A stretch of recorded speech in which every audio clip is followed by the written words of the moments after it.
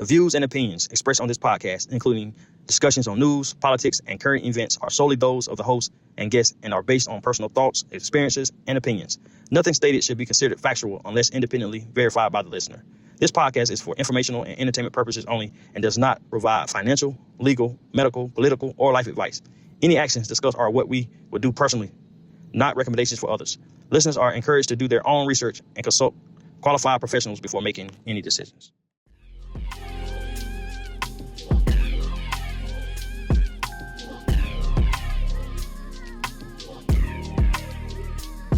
What's going on? Welcome to another episode of the Impel podcast. I am your host, Leon, and today I have with me Thomas Caraway. I want to say that clear because sometimes you might say Caraway. Yes, sir. Yeah, Caraway.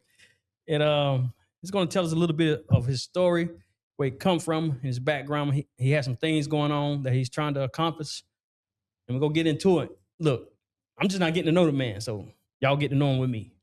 What's going on, brother? How you doing, brother? Good. Glad to have you here. Glad to be here. Yeah. Now tell us a little bit about yourself. I know you did 16 years in prison. Yes. Tell me about your growing up. Well, grew up in Bradtown, Oxford Manor. Mm-hmm. Big family, 9 kids, single mother. It was like, I think about it a lot now as the older I get. My raising, I think I came from a good family for the most part until my parents died. Stayed in and out of hospitals, stayed in like being struck by lightning before, getting out of little facilities growing up. Stayed in MacDougal for a very long time too. I kept getting in trouble out there. Mm-hmm. Moved away from there. Ended up getting my own stuff. Ended up going to prison for a very long time. Now you say your parents died. How old were you when they died? Mama died when I was 12. Daddy, 12.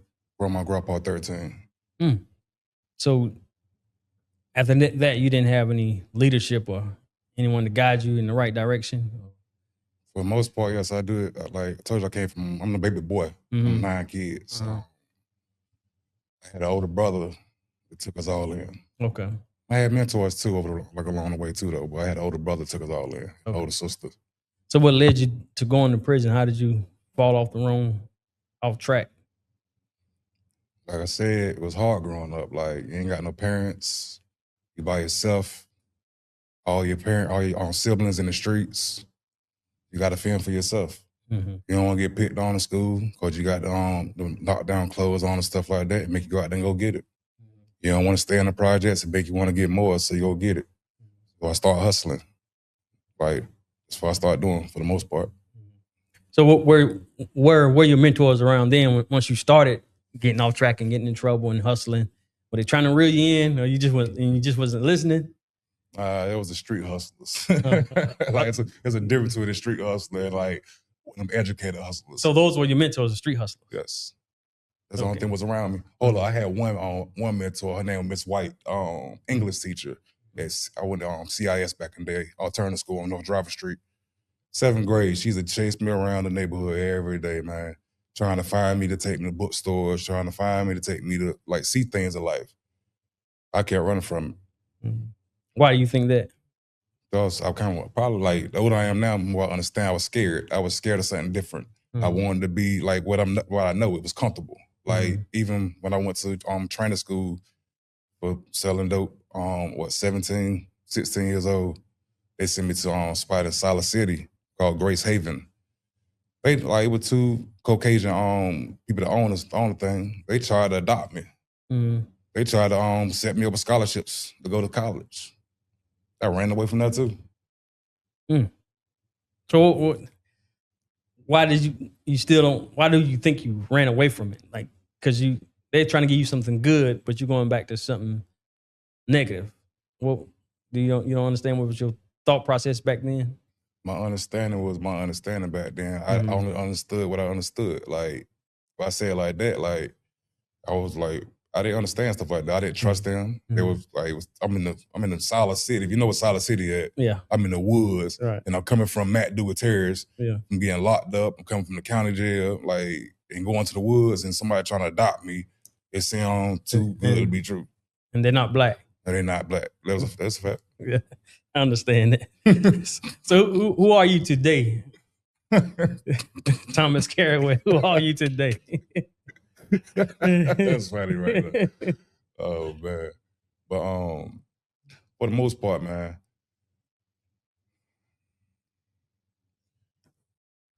like if I say who I am today, I'm definitely a different person I was back in the day, like through trial and error. Like, right, I got forced to go sit down inside a prison wall for 16 years. That's before I did all this other time. I kept getting in trouble back to back. In and out the system. But who I am today, like when I came home from prison, I came home from Bertie, maximum security prison, on max. I was sitting on max about a year, and they released me to society. Like, honestly, I don't think that they do things like that in prisons, but because that the incarceration thing do mess with your mentals. Mm-hmm. But it made me want to come home. Like, I came home kind of a little wide open a little bit, but slowly but surely, I started getting involved in a lot of nonprofits and a lot of organizations like the Reformers, Durham New Vision, Hayti Reborn. I went to school, back to school when I came home. I spoke behind Mayor Leonardo, the keynote speaker at graduation. Started my own nonprofit. I've been having my own business called Caraway's Detailing. I just wanted more, man. Like, bro, I can't see myself sitting on that floor, sitting behind that wall, sitting in that cell, getting like, come on, man, like getting shackled down, sitting in cells and stuff for hours and days on end because you been like you standing up for something. I can't see myself doing that more. Then I had a kid. She really changed my life. Right. Hold on. Hit that record button on the roadcaster. Hold it down till it turn red. Yeah. Sorry about that. So how old were you when you went to prison? At 19. 19. Yeah. Okay. Now you say you've been involved in some programs, and one of them was called Reform, correct? Yes. So what happened with that program? It was a program set up through the city. It was Sheriff Burkhead, Mayor O'Neill, Judge Pat Evans. They formulated a plan to put a lot of ex-convicts together to see can they make change inside the city. For the most part, in the beginning, it did work. But over time, a lot of things started transforming. People started feeling abandoned. People started feeling like they're getting shorted money, and it went away. How long did it last? That'd be like 2 years. 2 years? Mm-hmm. Mm-hmm. Now, as far as you say people getting money and feel abandoned, how did you get any money for your funding? Yeah, we got one check. All of us got one check throughout the whole time. Mm-hmm. Yeah, all of us got one check throughout the whole time. So tell me more. We stopped a lot of violence. I was on the news with this stuff. Like, we stopped a lot of violence. Mm-hmm. We had a whole shutdown of violence. We had no violence for a whole week straight. Every neighborhood, people was literally rocking with us, doing things and people was actually taking accountability and like telling people like, nah, we ain't doing it now. Mm-hmm. Everybody chill out. But I guess the powers that be, it didn't want that to continue on going on.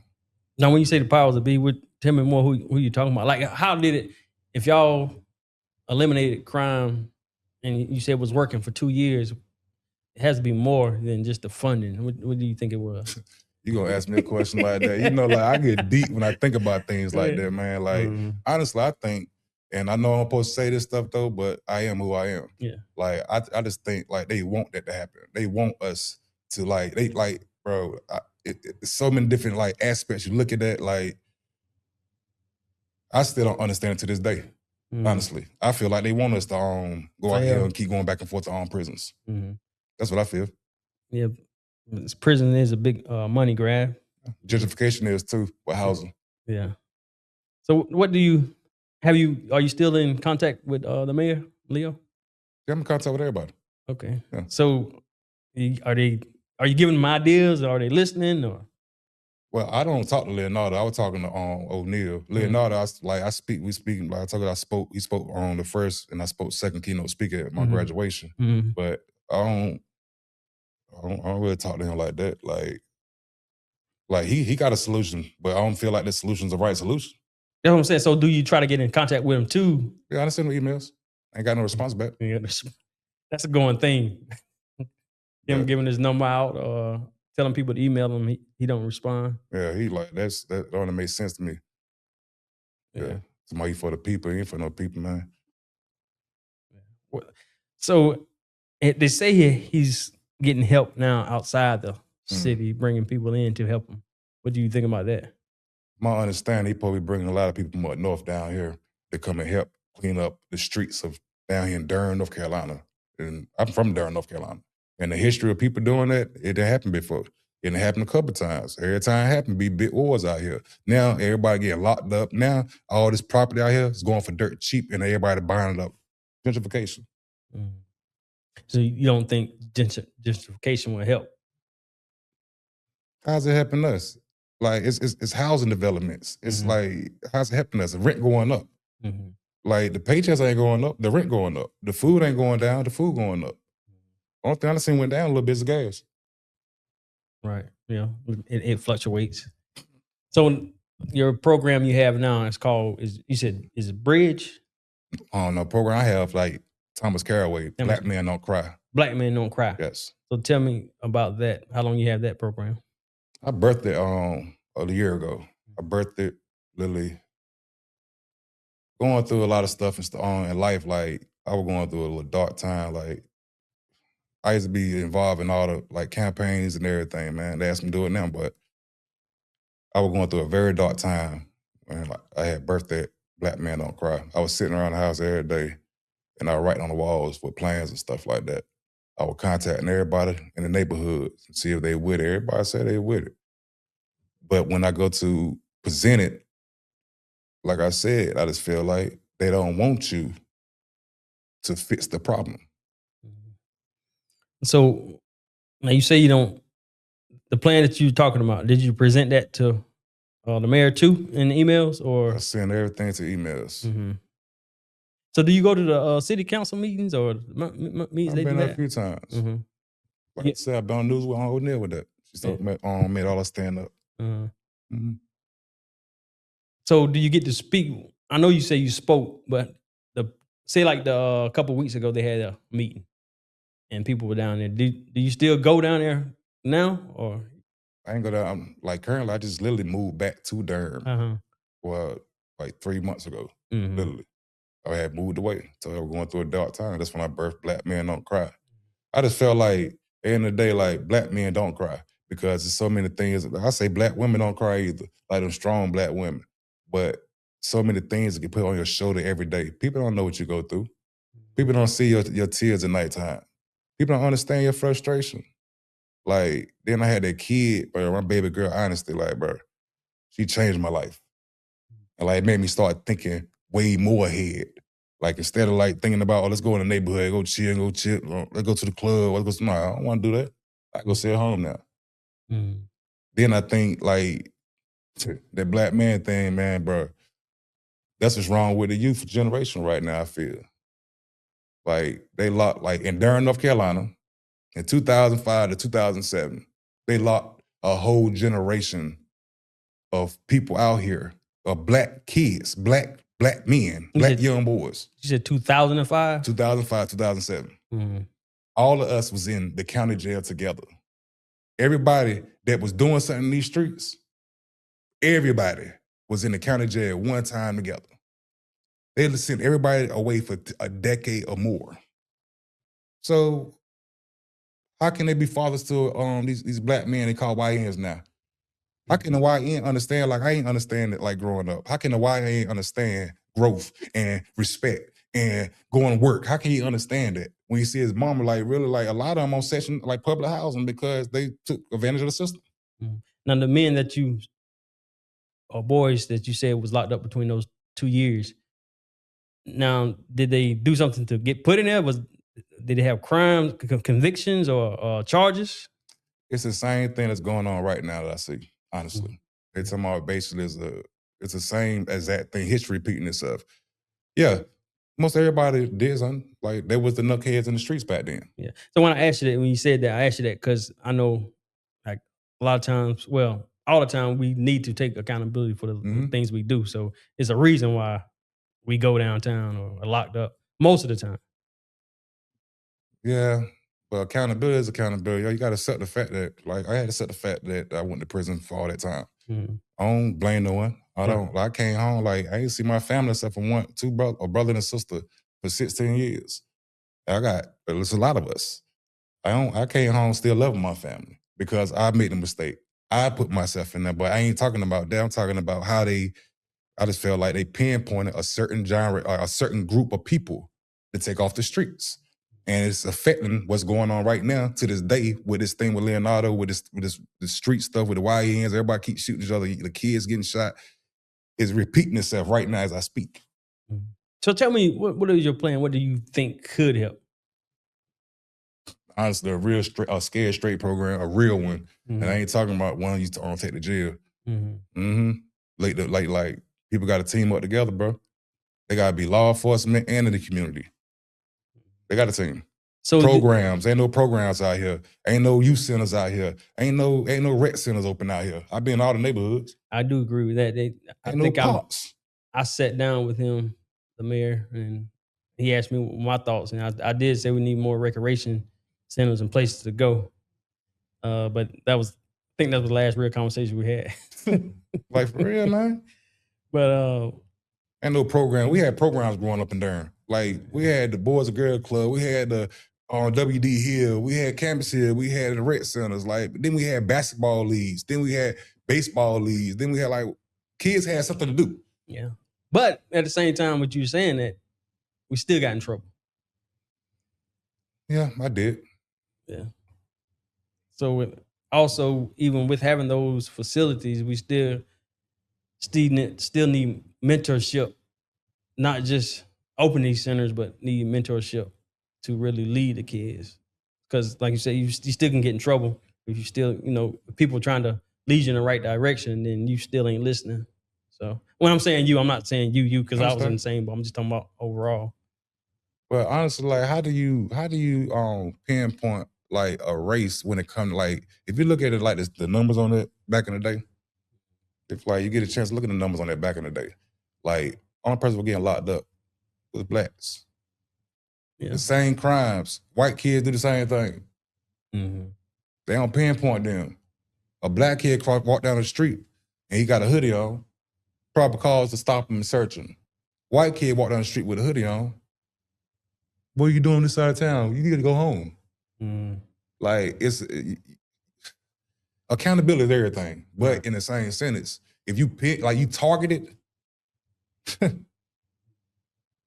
Yeah. So do you think, I know you say you emailed the mayor and whoever else downtown, doing something, then I'm thinking, I guess maybe you would need a building. Well, not necessarily a building. You might can meet at a library or find a spot to get people together in the community to really start a movement.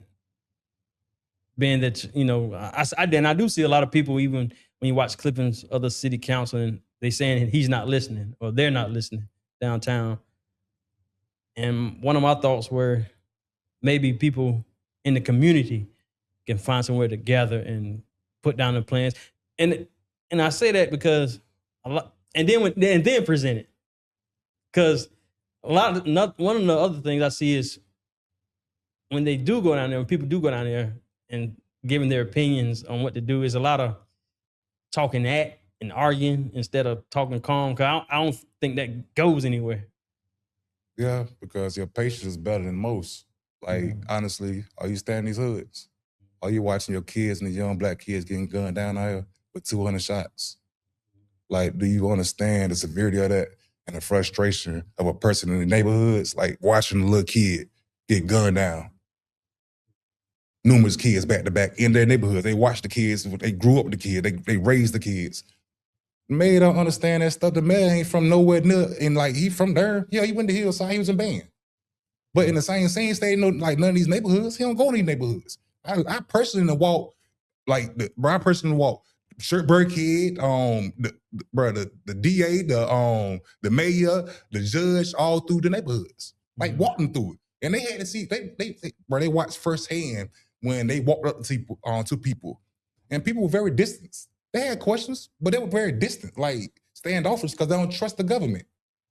They come out there and they tell them so many times what they're gonna do, but they never do it. Mm-hmm.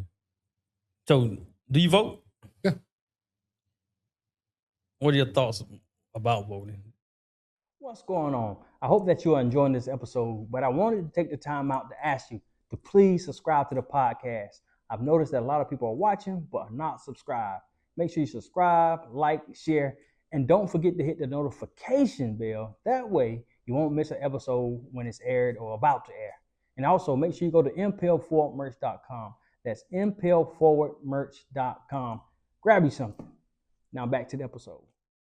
Because I really don't think it matters. Yeah. Some people say even if you don't vote, I don't think it make matters. sure you vote on the local level because that helps more. You don't think it helped more? I think they're gonna place who they place when they're on them seats. Mm-hmm. That's what I believe. Yeah. I kind of agree with you there.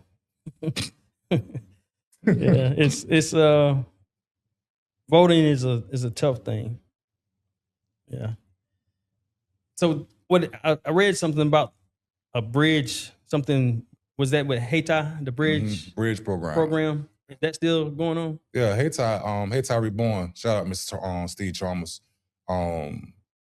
Great program. I went to that program. They put me through school at Durham Tech when I came home. Put me through school, full school, and graduated and put me through a class for free. And I got paid $15 an hour to attend. That's a great program. They put you through school, you got your GD? Or I've been having my GD. So you got something else? Yeah, I got certifications and different degrees. Yeah. Okay. What you got? I don't know. Where you want to start at? Whatever. what kind of certificate? How many certificates you have? Oh, no, I got a lot of them, man. Yeah. I got a lot of them. Well, I got CDLs. I got CDLs, peer support, community healthcare worker. I have food food service prep one. I have all that computer the computer Science, thing. Yeah. I have associate in psychology. I read and studied in prison. That's another thing right there a lot of people don't do. Yeah, you can go to prison and you got to take accountability of life, but you got to have a plan when you come home from prison. A lot of people don't do that. They go sit in prison, be bad, they self and be sad. They just go to work and work for $1.25 and be content with that. I didn't do my time like that. Like, I think I had, 4 infractions throughout my whole 16 years, but I did over half my time on lockup. And I got put on lockup so many times just for nothing, no write-ups. So you got put on in lockup with no write-ups? Yeah. Why? How did that happen? Like, you usually have to have a write-up or something to go to lockup. You don't get caught. Yeah. You keep outsmarting them. Mm-hmm. You don't got no rights in that, man. And you know how it is. Like, you don't got no rights. Like, you feel like, I don't got no family. I got my brother and sister. I told them to see my brother and sister. On my brother and sister, there's 2 out of 16 years in prison. Right?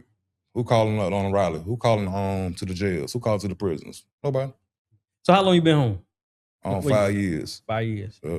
And did you kind of have a plan with doing a lot of things you're doing now before you came home, or is something you thought about after you came home and just started getting involved? Just doing when I came home.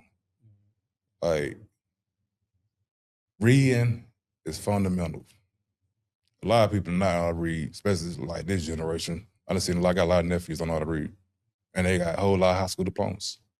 I don't know if they're trying to trick me or not, but reading is fundamental. When I read all them books and stuff, sitting on like, when you ain't got nothing else to do but read. Ain't no TVs, ain't no radios. You just got to read. And things start opening up in my mind, bro. Like, why am I here? Why am I sitting in this jail cell? Why did I put myself in that position? Like, damn, don't nobody love me. Damn, what's going, like, so many thoughts going through your head. Mm-hmm. Then eventually, something is clicked. Like, you get more passionate about something, like a certain genre of books, like you get like more passionate. And it clicked on me. Like, something clicked on me, man. Mm-hmm. And did you have any, I know you say you had, 8? Is it 8 of y'all, 9 of y'all? 9. So you had a lot of family support when you first came home? Honestly, I came home, stayed in a relationship for a month. left. I stayed in a hotel for like the first 4 months. Very expensive. And I met my ex-wife, my baby mama. We stayed together for 3 years. It's changed. Yeah, we separated.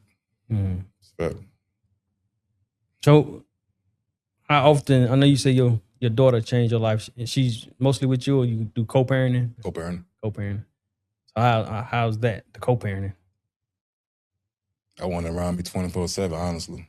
Like, I told you, like, that's the thing that brought happiness back into my heart. Like, all the hatred and stuff, anger and stuff I had over the years, like, that girl, like, literally, all that stuff is soaked out. I want it around me every day, if I could.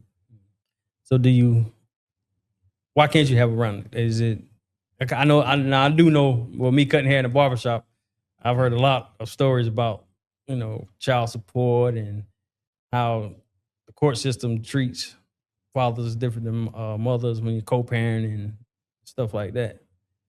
It's not even that. Like, my situation is kind of different in that I'm not on child support, none of that. I'm a great father. Like, I fully take all financial burdens since birth for her. But the game we play when we were doing this, and like you in a relationship, then the relationship ends. Some people use things like that as a tool to get more from you. Mm-hmm. They might not even want you around, but they know you are very good financially. So it's a tool. That's what I feel, because I've been asking my daughter. I still ain't got it yet. Now, do you see it like you want to? Anytime I want to see her, it's nothing but a phone call away. Okay. She ain't like that. She'll let anytime I call, she ain't nothing like that. But it's still a tool, though. Let's be honest. Because I want them she got 5 other kids, and I got one child only out here. Get my daughter. Yeah. So what is your, you say your plans are not working to do what you, so the black men, what is your next plans for that though? Is it working like you want it to work? And you're a nonprofit, right? Yes, right. 501c3. Mm-hmm. But that black man, like, yes, it's since I've been back down here, I've been like getting more involved, having more meetings with all the city officials and things like that, and trying to put in their ear like different plans I want to do.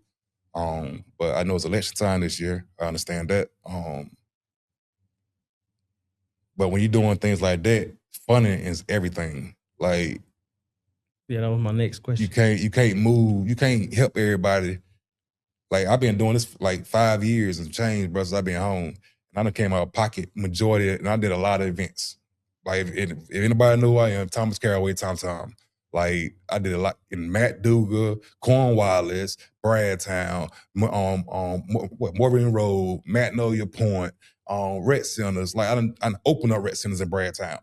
Like, I done did a lot of events, but it come out of your pocket. Right. Have you filed for any grants? Not yet. Yeah. Because it's I forgot her name. Poof. You know about Poof? I forgot the girl name, but she helps a lot.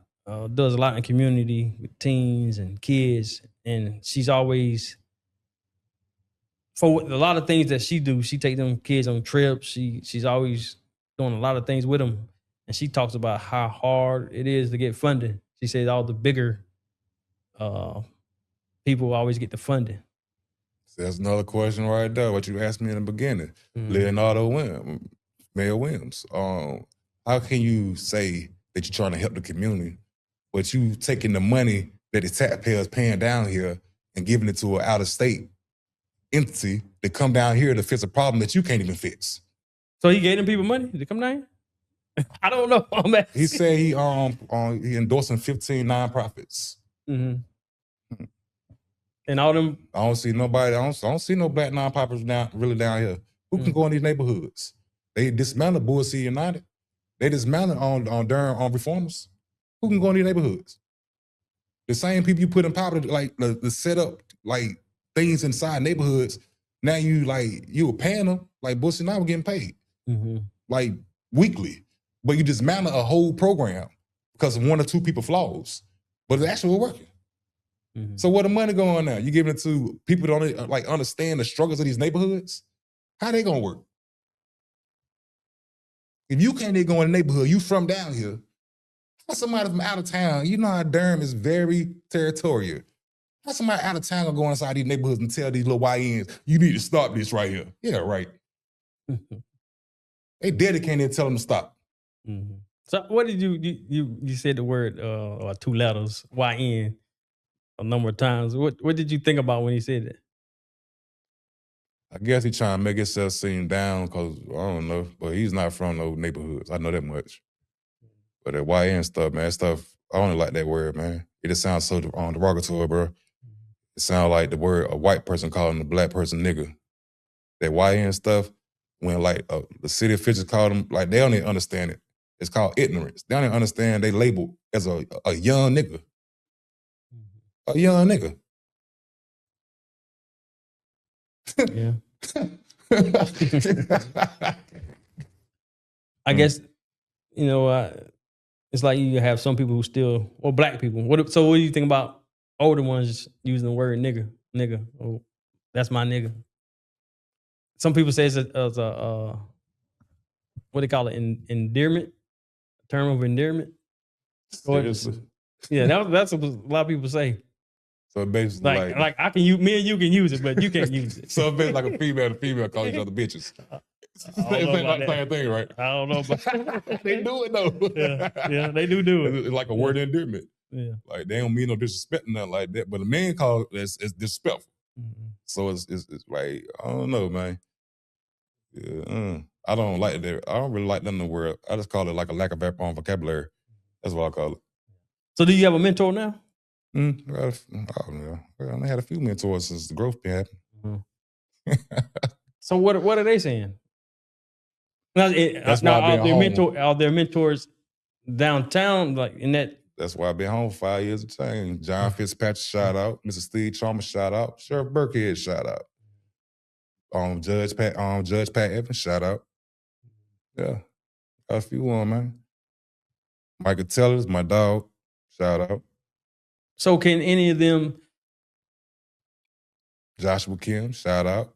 All them business owners. I surround myself now. I don't even like, bro, you get labeled now for not going to neighborhoods. They kind of feel like, you got soft, bro. You don't go in the neighborhood, nigga. I done got older. Mm-hmm.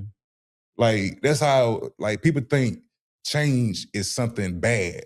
Like you're weak or something. Like you're soft. Man, you surround yourself with what you want in life. Right. If you want millions, you put yourself around people that got millions. Instead of doing it the bad way. I don't gotta look over my shoulder. I ain't gotta worry about the police coming to take my money and stuff like that. Like, I pay taxes and everything. So how hard was it for you to adapt when you came home? In the beginning, was definitely kind of calculated. I still want to do what I want to do when I first came home, honestly. But I got introduced to Judge Pat Evans from one of my old friends. And he introduced me to Judge Pat Evans. First time coming home, been gone all these years. I'm sitting on top of the courthouse of the judge's chamber, fresh home from whole lot of murder charge. Fresh home. Mm-hmm. And I'm sitting in the judge's chamber having meetings about communities, engagement, and stuff like that. It really caught my interest. And I've been doing it since then. Right. So I don't know what can be done. It seemed like you're out there. You're out there in the neighborhoods. You're emailing. You're keeping in contact, trying to help out in the city. And that's a lot of conversation we have a lot with me and some of my people. What really can be done? How can you do something when you can't get funding? You got all the right ideas, you got all the right plans, but everything is already in the system and it's already going to certain people. So your plans, you still need funding with. But when you keep going through all the chapters and things like that, trying to get funding and things, and it's so hard to get, you kind of feel discouraged a little bit. Then you keep seeing, There's a lot of paperwork, do all that. Man. Well, you said you never filed for no grant, though. I ain't never filed for no grant. I think you should try it. Mm. Even though I know somebody, like I said, I know somebody who's out there doing a lot of that and filing for them and not getting no funds. But I think if the city really wants to see change, somebody like you is willing to do it and help out, I just think they should take more of a listen. I had a program out here. I used to go. I told you I do school buses, pressurized school buses. But one of the charter schools, it was right there, Carter, but they call it Math and Science now, out there off of West Cornwallis Road. So I used to do a program out there. I had one of the principals, named Mr. Johnson, let me use the building, let me use the cafeteria, let me use the bus, go around all the neighborhoods, go pick kids up after school. Mm-hmm. And go take them out there, let them internet, let them do a little homework, and give them something to eat, and send them home. I did that like for months on end. Still couldn't get no funding for that. And everybody knew I was doing it. Mm-hmm. I can't. Going with a school bus inside the projects and picking up all the kids. Yeah. I don't know what I really don't know what to say or what's next. Or where can you go? Because it seems like you tried everything. I think the solution to this is that penitentiary, like the penal system, man. Mm-hmm. Like, how do you expect somebody to come home after doing so many things, so their reputation they got to a certain level in life is respected? They can come and stop certain things, but why would they risk their time to even do that? Who can come on? Like people they have done, like that been doing all that time and stuff. Okay. After a certain amount of time, your reputation changes, goes up or goes down. Mm-hmm. You come home, you're not that same person you went in there as. You might be a whole bigger person, but you got influence and you got a nice reputation that you can go out there and say certain things and stop certain things. Mm-hmm. But why get involved in certain things like that when at the end of the day, like the system, the reason you went away all that time, the system, the reason you couldn't be around your kid, because at the end of the day, like some people, bro, they got locked up for stuff they ain't there to do, man. They did decades and decades in prison. Mm-hmm. Now, do you know of any programs that's going on now similar to what you're trying to do? Nah, I want to reach them prisons. Like, honestly. Well, I'm talking about outside here in the community. No. So you don't think there's no program out here now that you can partner with around this? What about your boy Tommy? Is they doing something kind of different, or? Like I said, different people is different people. Tommy, like that's what I've been knowing Tommy. Tommy did time with me too. Mm-hmm. But me and Tommy live two different lifestyles. Okay. Like he's doing social work and all that stuff. Okay. He's not really like in. He's not in them communities like that. Okay. There's a bit difference. Right. I agree. Yeah. You ask people to help you do stuff, but you don't want to pay. Like, bro, you can set up a whole team. You can pay these guys. Bro, these guys don't know what credit is, how to build their credit scores up, because they never had a paycheck. So, are you? You say you're in all the neighborhoods, right? So, how do you go inside the neighborhoods? Hey, Blue, like recently, like I told you, I just came back down here, but like when I was doing it, every day I was in the neighborhoods. Brad Town, Matt Dougal, like it didn't matter Cornwallis, but as time go on, like you feel like you're doing it by yourself. Nah, I just feel like it's bruh, when you go to them people and tell them your plan and ask them for a certain number of money to do your plan. I'm talking about you specifically. Right. When you go inside the neighborhoods, are you talking, just walking around talking to the kids? No, I'm out there like I'm a person from this neighborhood.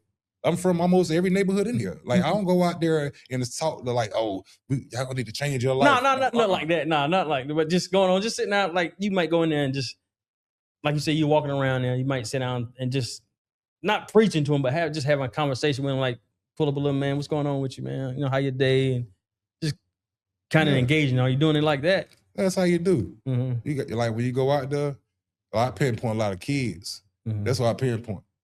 Like when you go out there, you just go out there. Like a lot of times, like they might just want to go get something to eat. They might want something from the store. They just might want to talk to you.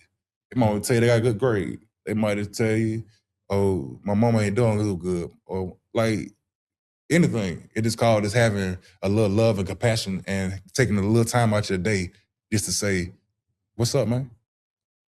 How much responsibility do you put on the parents? It comes from the parents first. I feel that way. I feel like I done seen a lot of the documents like talking about you gotta blame it on the teachers. They shaming the teachers and the community. Nah, it comes from the parents first. Because bro, I grew up, I'm born in the 80s. Bro, if I ain't do certain things, I got my butt whooped. These kids don't know what a whooping is nowadays. They know what iPads. They get on punishment or get a butt whooping on them nowadays is taking their iPad on iPhone away. We have a lot of black people now. They say kids, you shouldn't whoop kids. Say it ain't good. You see what's going on. Yeah. They need my mama back. But like you say, even though you it's an argument, we can say that, but like me and you, we still got in trouble. We still went to prison. So even though we had those whoopings and beatings back then, we still, So you saying that to say basically what I'm just giving an argument, I'm not the saying argument saying basically like just because we got whoopings, we it still didn't out of stop us. Yeah, we didn't stay out of trouble. What we get whooping for? For touching fire? And your mama put that on fire in your hands, my fire burns. Mm-hmm. Let you know fire burns. Or getting in trouble in school. Mm-hmm. And your mama come down there and whoop your butt in school in the classroom. Yeah. But what happens after a while? Like when you bro, them neighborhoods. We get older and we start doing more. Yeah. All kids do that. They got their mind for themselves when they turn 12, 13 years old. Mm-hmm. But these neighborhoods, bro, it breeds. Bro, it breeds what it gets. Mm-hmm. It get chaos and destruction. That's what it breeds. Right. I don't see nothing good in these neighborhoods. I don't see no rec centers. I don't see nothing that nobody doing these rec centers that do nothing. Even back then, bro, they had rec centers open, stuff like that. Yeah. But they ain't had too many shootings. They had a lot of fights. Neighborhood against neighborhood fights. Then as time go on, what you gonna do if you grew up fighting and you get a gun in your hand? Mm-hmm. So is it our fault that all these guns out here in these neighborhoods? Is it our fault? No, it ain't our fault. The guns come from God knows where. Yeah. It's crazy. It's crazy you say that because I was riding today. I do a lot of thinking when I'm riding, and I keep gloves in my trunk. Mm-hmm. And I was just thinking, with so much going on, everybody needs to carry 2 pair of gloves in their hand in their car. Just carry it with them. When it comes to men, anyway, and we got a lot of energy built up. All this arguing, fighting, killing. Yeah, man, put these gloves on. Let's go. They gonna laugh at you. I know, right? Put the gloves on. Yeah, go put them on. Yeah, I keep them in my car. So, why did you? When you say you left Durham and came back, why did you come back? What made you come back? Away from my daughter. Distance from my daughter. Mm-hmm. Kind of was a big part of that. This is my daughter. Then the city I was in, bro, they worse than Durham. Mm-hmm. That's a fact. They ain't got nothing going on. Like the economy messed up. There's no money coming in the city, period. Mm-hmm. Fact. So did you leave to look for positive change and to get away from everything? I left to come back with my plan with Black Man Don't Cry. Mm-hmm. That's what I left for. Came back. Right. And started pushing it. You can't push the movement and you fall away. That's like Mel Williams. Yeah. And tell me again how long you had Black Man Don't Cry? Been over a year. Over a year. Okay, still in the baby stages. Mm-hmm. Okay. Well, maybe, man, hopefully you can get something going on with it. Mm-hmm. I would say, well, I did talk to somebody. They says, well, that was, you do already have a nonprofit. It's hard to say just start writing grants because I know people ain't getting grants. So I don't know. But I got this other thing going on right now, though. I done got into this theater arts field. I got an uncle named Roy, pastor down here in Durham, but he do theater art through screenplays and stuff like that. So I literally got into that field. And the first one gonna be Father's Day. Okay. But yeah. What's the name of it? You got a name for different it? plays. Okay. The first one gonna be Put a Ring on It. Okay. Yeah. Okay. Well, hopefully you'll get the Black Men Don't Cry movie. Oh, it is. I have faith, and I'm very persistent. Yeah. Now, is it? So is it Black Men, don't cry, or Black Men don't cry at all? Because we all cry. We all cry. But you don't cry. Like, man, a lot if of people. If we ain't crying tears, we're crying in the inside. Yeah, but who see it a lot of times? Like, you got black men, you got black like kids that never seen their father cry. Yeah, you go behind that door, you cry. Yeah. Like, for real, but you never see it because you don't complain. It's like you got some strong black women. You never see them cry, never seen the mama cry their life or complain. But they made everything happen, but they go behind that door. What they do, they cry. It's like, I just feel like it's stuck. Black men don't cry. Well, what would you have? What would you leave a young kid? What would you say to a young kid now who's going through some hard times, getting in trouble? What would you leave them? Something positive for them to think about. They stabbing people in prison. That's what I tell them. They doing a lot of bad things in prison. You go in there, you keep going down that same road, it's not gonna end well for you. There's no guns in prison. And you can take the time out right now to go get a job or go back to school. I tell my nephews that so much, go back to school. I would look out for you to go back to school. I would help you go back to school. My name is Thomas Caraway. I would literally help you if you go back to school. We need more people in schools, not in the penitentiaries. They built a whole new juvenile facility out here for y'all. Juvenile facility the same size as the Durham County Jail. It's always gonna be there. Your life ain't. Go back to school. That's what I leave you with. Well, that was, you left a little scared straight with the boss. I'm just saying. They don't understand. Like, that's bro, good, you gotta talk to them how they talk to you. Right. A more bolder approach. I don't know what they've been doing out here. This dismissive, like, bro, passive aggression. Like, I don't know. You can't help none of these kids out here with that passive aggressive stuff. They ain't gonna respect you. Tell them how they tell you. But that will, like you said, sometimes that if you go at them too hard, sometimes it depends on the kid. A lot of times they might not listen. If you just barking at them, sometimes that don't work. I don't say bark at them. I'm just saying, if they're right, bro, you congratulate them and all that stuff. If they're discouraged, you encourage them. But if they doing bad, you tell them about themselves. And you tell them how, bro, how your mama told you back in the day. I ain't like sugarcoating, like trying to not hurt your feelings. I think they call that tough love. You got to show tough love sometimes. Right. Like showing attention, showing that dedication, like, bro, I really care.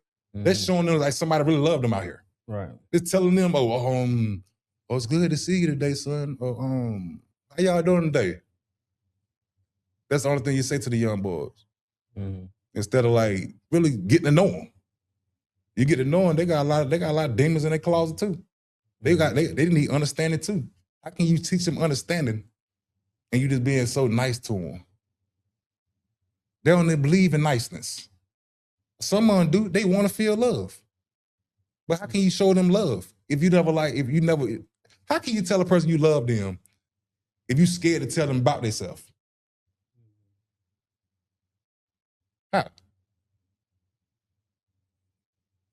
Is that a question for me? I'm just asking. Yeah. Well, there's different ways to love. What kind of ways? That's one way. Telling them about themselves, showing that you care. Picking them up sometimes. Encourage them to school. I got this for you. Go to school. Like, put some incentives in there for them. Like back in the day, we used to get allowance every week. We do good. Put some incentives out there for them. Show them like, bro, Start taking my own groceries and stuff to the house sometimes without them asking. Picking them up sometimes, take them to the library, just take them out somewhere to a basketball game without them asking. We need to see if we can get you some funding for your Black Men Don't Cry. 'Cause you're real passionate about it. And it's good. It's good. So hopefully somebody sees this and really reach out to you and help out.